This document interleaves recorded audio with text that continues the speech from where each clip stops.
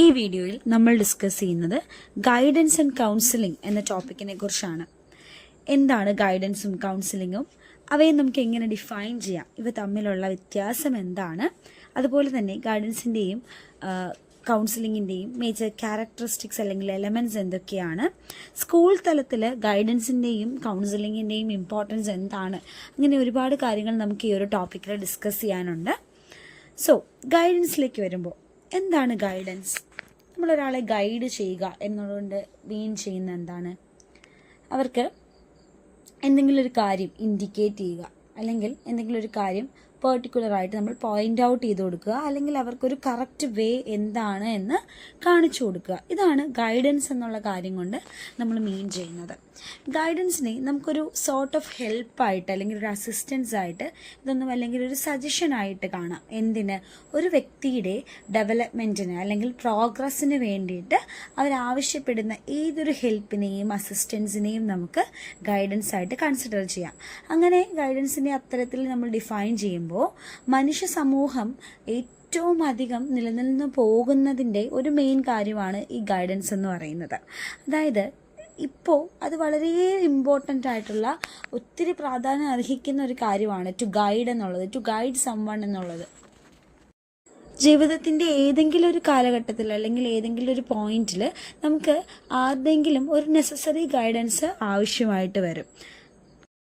അങ്ങനെ പറയുമ്പോൾ ഒരിക്കലും നമുക്ക് ഗൈഡൻസ് എന്ന് പറയുന്നത് ഒരു മനുഷ്യന് മാത്രമേ കൊടുക്കാമോ, ഒരാളെ ഗൈഡ് ചെയ്യുക എന്നുള്ളത് ഒരു മനുഷ്യനെ കൊണ്ട് മാത്രം പറ്റുന്ന കാര്യമാണെന്ന് നമുക്ക് പറയാൻ പറ്റത്തില്ല. അല്ലെങ്കിൽ ഒരു മനുഷ്യകുലത്തിൽ നിന്നുള്ള ഒരാൾക്ക് മാത്രമേ ഗൈഡൻസിൻ്റെ ആവശ്യമുള്ളൂ എന്ന് നമുക്ക് പറയാൻ പറ്റത്തില്ല.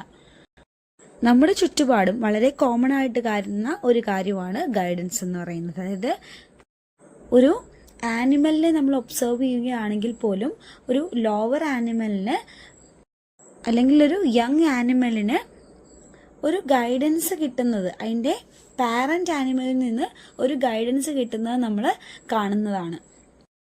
അതായത് ഏതൊരു വ്യക്തി ആയിക്കോട്ടെ, അതിപ്പോൾ ഒരു ആനിമൽ ആയിക്കോട്ടെ അല്ലെങ്കിൽ ഒരു ഹ്യൂമൻ ബീയിങ് ആയിക്കോട്ടെ, എന്തും ആയിക്കോട്ടെ, അവരുടെ ഒരു നെസസറി ആയിട്ടുള്ള അവരുടെ സർവൈവലിനെ എനേബിൾ ചെയ്യുന്ന ഒരു നെസസറി പാർട്ടാണ് ഗൈഡൻസ് എന്ന് പറയുന്നത്.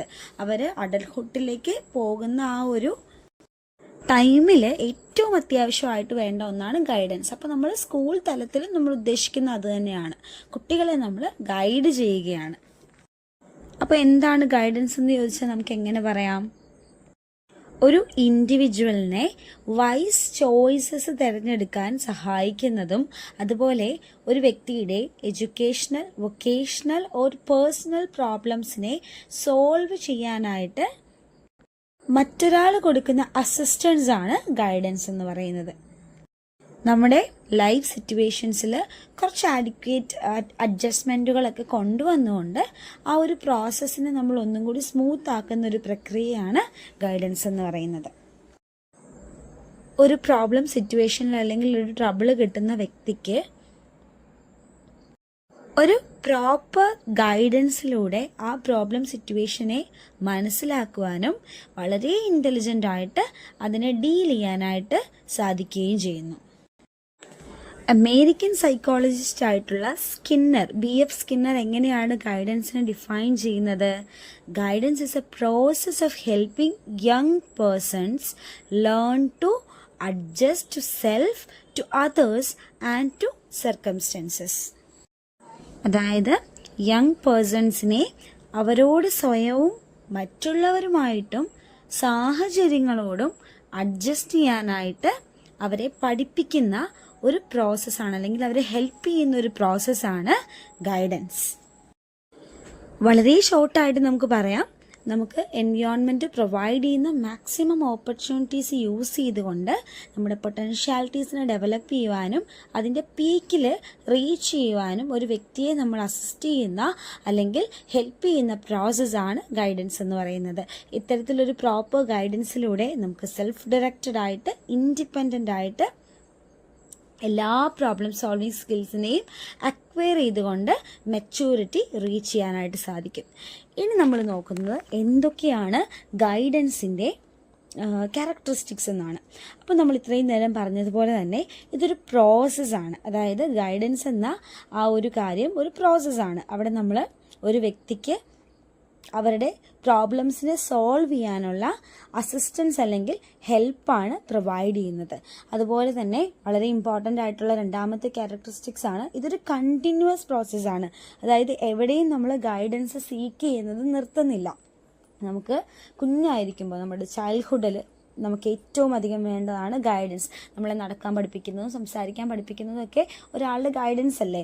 അതുപോലെ നമുക്ക് അഡോളസെന്റ് പീരീഡിൽ ഏറ്റവും ഇമ്പോർട്ടൻ്റ് ആയിട്ട് വേണ്ട ഒന്നാണ് ഗൈഡൻസ് എന്ന് പറയുന്നത്. ആൻഡ് ഇത് ഈ ഒരു പ്രോസസ്സ് നമ്മുടെ ഓൾഡ് ഏജ് വരെ കണ്ടിന്യൂ ചെയ്യപ്പെട്ടുകൊണ്ടേയിരിക്കും. മൂന്നാമത്തതാണ് it is a service man for all. അതായത് ഗൈഡൻസ് എന്ന് പറയുന്നത് നമ്മൾ പെർട്ടിക്കുലർ ആയിട്ട് ഒരാൾക്ക് മാത്രം കൊടുക്കുന്നതല്ല, അതെല്ലാവർക്കും വേണ്ടതാണ്. ഫോർ എക്സാമ്പിൾ, നമ്മൾ സ്കൂൾ തലങ്ങളിൽ ഗൈഡൻസ് കൊടുക്കുമ്പോൾ നമ്മൾ അബ്നോർമൽ സ്റ്റുഡൻസിനെ അല്ലെങ്കിൽ കുറച്ച് ബാക്ക്വേർഡ് നിൽക്കുന്ന സ്റ്റുഡൻസിനെ മാത്രമല്ല തിരഞ്ഞെടുക്കുന്നത്. അവിടെ നമ്മൾ എല്ലാ കുട്ടികൾക്കും ഗൈഡൻസ് ഈക്വലി കൊടുക്കണം. സോ പെർട്ടിക്കുലർ ആയിട്ട് നമുക്ക് പറയാൻ പറ്റത്തില്ല ഇന്ന ആളുകൾക്ക് വേണ്ടി മാത്രമുള്ളതാണ് ഗൈഡൻസ് എന്നുള്ളത്. ഗൈഡൻസ് എന്ന് പറയുന്നത് ഒരു ഓർഗനൈസ്ഡ് സർവീസ് ആണ്. നമുക്ക് ഒരു ഗ്രൂപ്പ് ഓഫ് ആളുകളിൽ നിന്ന് ഗൈഡൻസ് സീക്ക് ചെയ്യാനായിട്ട് സാധിക്കും. എസ്പെഷ്യലി ഇൻ സ്കൂൾ നമുക്ക് ഒരു വ്യക്തിയിൽ നിന്ന് മാത്രമല്ല സ്കൂളുകളിൽ ഗൈഡൻസ് ലഭിക്കുന്നത്. മറ്റൊരു ക്യാരക്ടറിസ്റ്റിക്സ് ആണ്, ഗൈഡൻസ് എന്ന് പറയുന്നത് ഒരു ആർട്ടുമാണ്, അതുപോലെ തന്നെ ഒരു സയൻസുമാണ്. ആൻഡ് ഇതൊരു ജനറലൈസ്ഡ് ആൻഡ് സ്പെഷ്യലൈസ്ഡ് സർവീസ് ആണ്. And the final characteristics is ഒരു വ്യക്തിയുടെ നീഡ്സിനെയും ആസ്പിറേഷനെയും, സ്കൂൾ തലത്തിലേക്ക് വരുമ്പോൾ സ്റ്റുഡൻസിൻ്റെ നീഡ്സിൻ്റെയും ആസ്പിറേഷൻ്റെയും അടിസ്ഥാനത്തിലായിരിക്കും നമ്മൾ ഗൈഡൻസ് പ്രൊവൈഡ് ചെയ്യുക.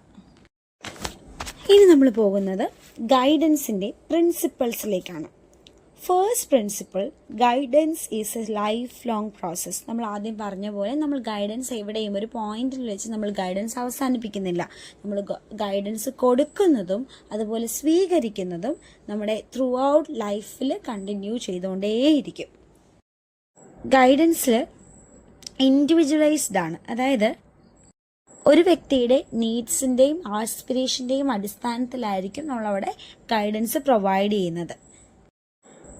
Guidance is based on corporation. അതായത് നമ്മൾ ഒരു വ്യക്തി ഒറ്റയ്ക്ക് കൊടുക്കുന്നതല്ല, ഇതൊരു ഓർഗനൈസ്ഡ് ആയിട്ടുള്ള ഒരു പ്രോസസ്സാണ്. And guidance is for all. നമ്മൾ ആദ്യം പറഞ്ഞു ഗൈഡൻസ് ഒരു വ്യക്തിക്ക് മാത്രമുള്ളതല്ല, it is meant for all. അതുപോലെ തന്നെ guidance is an organised activity. അതുപോലെ മറ്റൊരു പ്രിൻസിപ്പിളാണ് guidance workers need special preparation. അതായത് ഗൈഡൻസ് കൊടുക്കുന്ന ആൾക്ക് കുറച്ച് നോളജ് ഉണ്ടായിരിക്കണം. ആ ആൾ കുറച്ച് പ്രിപ്പയർഡ് ആണെങ്കിൽ മാത്രമേ പ്രോപ്പർ ഗൈഡൻസ് നമുക്ക് കൊടുക്കാനായിട്ട് സാധിക്കുകയുള്ളൂ. മറ്റൊരു പ്രിൻസിപ്പിളാണ് guidance gives respect to individual differences. നമ്മൾ പറഞ്ഞു ഓരോ വ്യക്തിയും യുണീക്കാണ്. അപ്പോൾ അവരുടെ നീഡ്സിനനുസരിച്ച് അവരുടെ ഗൈഡൻസിനും മാറ്റം വരും. ഒരാൾക്ക് കൊടുക്കുന്ന ഗൈഡൻസ് ആയിരിക്കണമെന്നില്ല മറ്റൊരാൾക്ക് വേണ്ടത്. Guidance is flexible.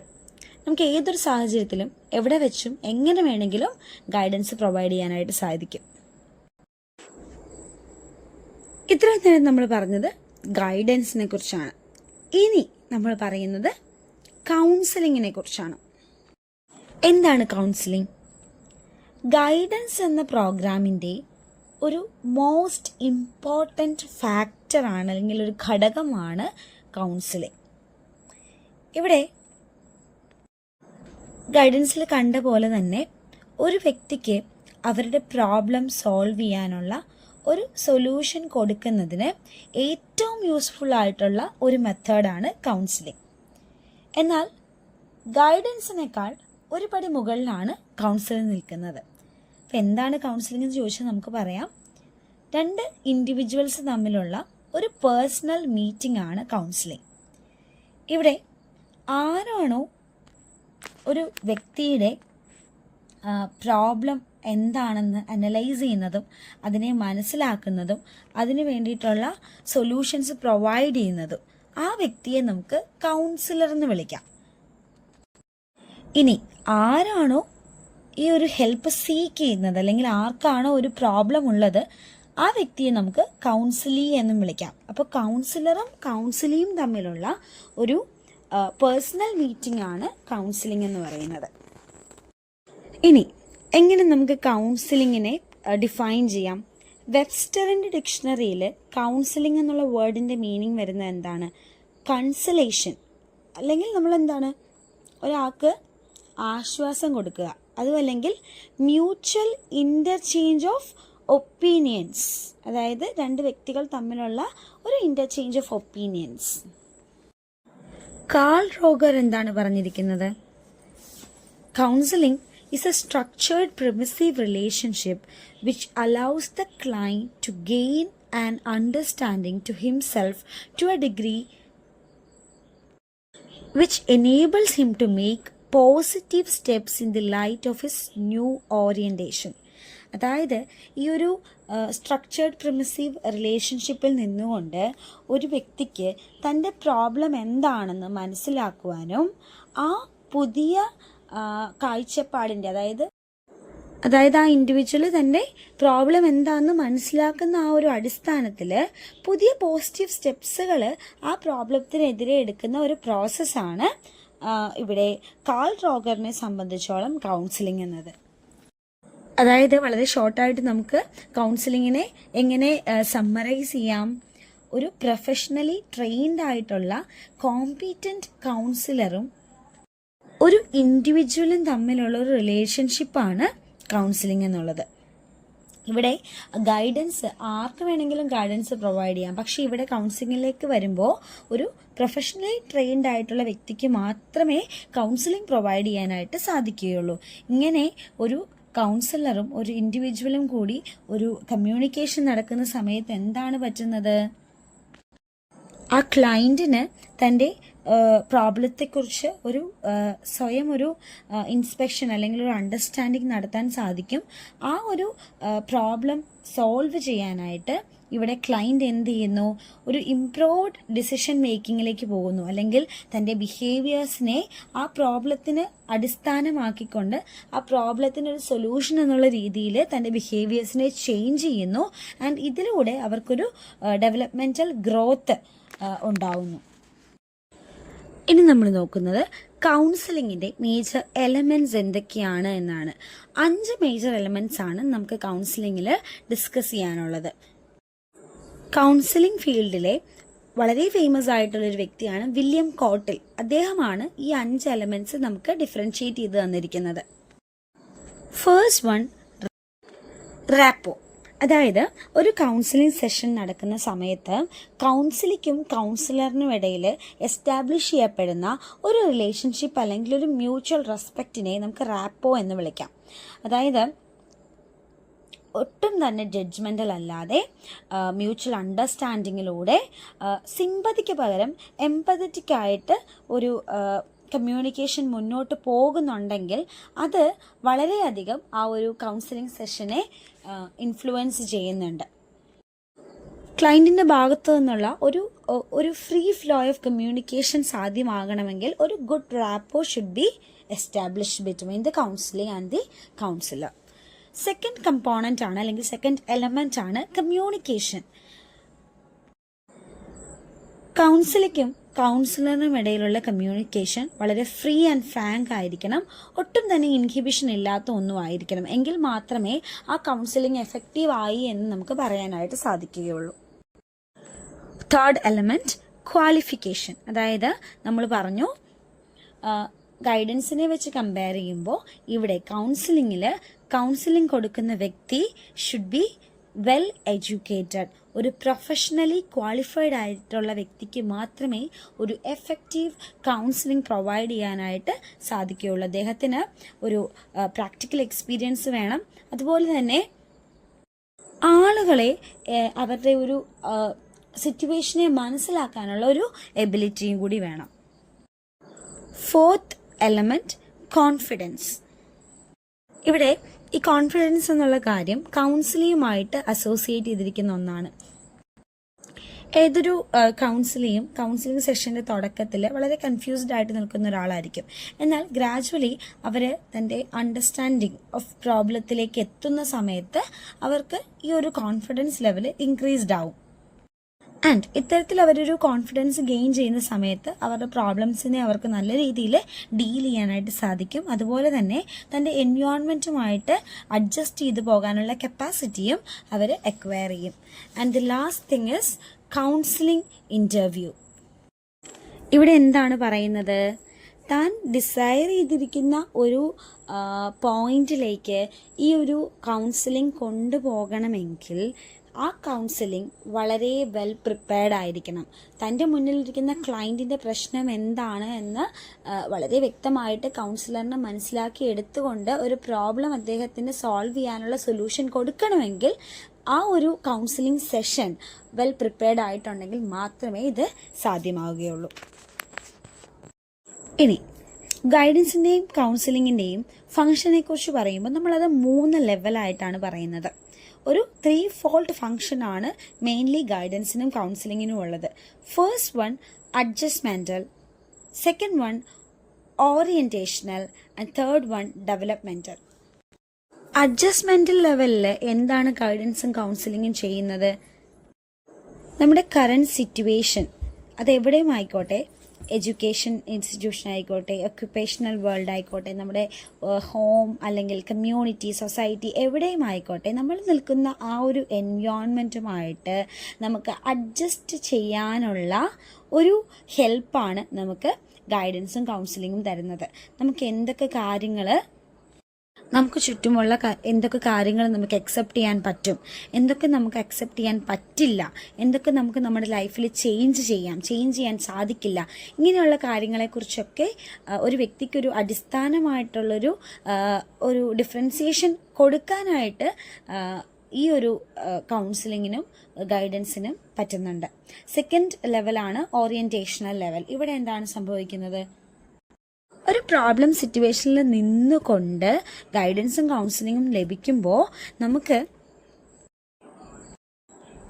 നമ്മുടെ കരിയർ ഒന്നുകൂടി ബെറ്റർ ആയിട്ട് പ്ലാൻ ചെയ്യാൻ, അല്ലെങ്കിൽ നമ്മുടെ എഡ്യൂക്കേഷണൽ പ്രോഗ്രാമിനെ നല്ല രീതിയിൽ ഡയറക്റ്റ് ചെയ്യാനായിട്ട്, അതുപോലൊരു ലോങ് ടേം പേഴ്സണൽ എയിംസും വാല്യൂസും അറ്റൈൻ ചെയ്യാനുമെല്ലാം ഗൈഡൻസും കൗൺസിലിങ്ങും നമ്മളെ ഹെൽപ്പ് ചെയ്യുന്നു. And the third thing is developmental.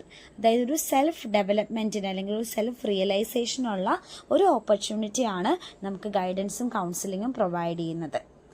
Thank you.